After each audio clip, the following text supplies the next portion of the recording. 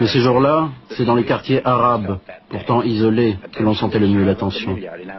Une tension qui, bien qu'habituelle à Alger, n'en demeure pas moins sinistre, désagréable. Les Européens ne peuvent oublier la terreur des attentats aveugles du FLN.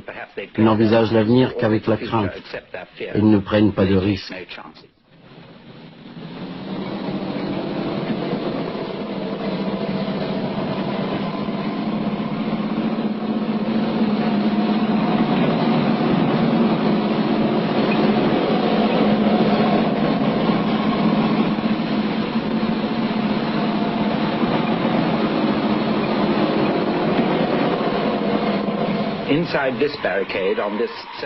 Ce 1er novembre 61, 7e anniversaire du début de la guerre, dans une vallée, les cris des manifestants, les drapeaux agités et la troupe qui intervient.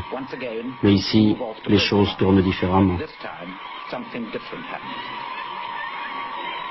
La falaise est surmontée par un vaste immeuble. Les habitants sont au balcon.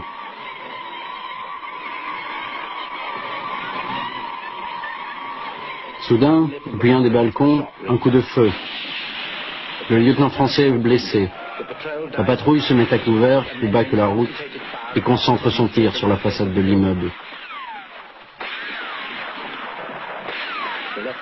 Le lieutenant est pansé, tandis que le tir continue.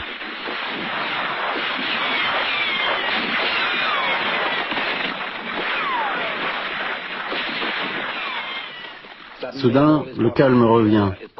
Le tir s'arrête et les blessés, certains du moins, sont chargés dans les ambulances par ceux-là même qui les ont blessés. Une vingtaine de victimes sont ainsi évacuées. Il y aurait 2 morts, chiffre modéré pour les normes algériennes. Des renforts arrivent, mais l'incident est clos.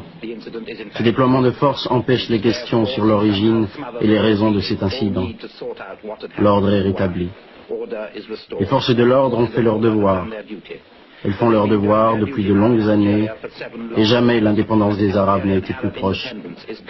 Les Français apprendront peut-être un jour que la violence, même face à la provocation, n'est pas suffisante.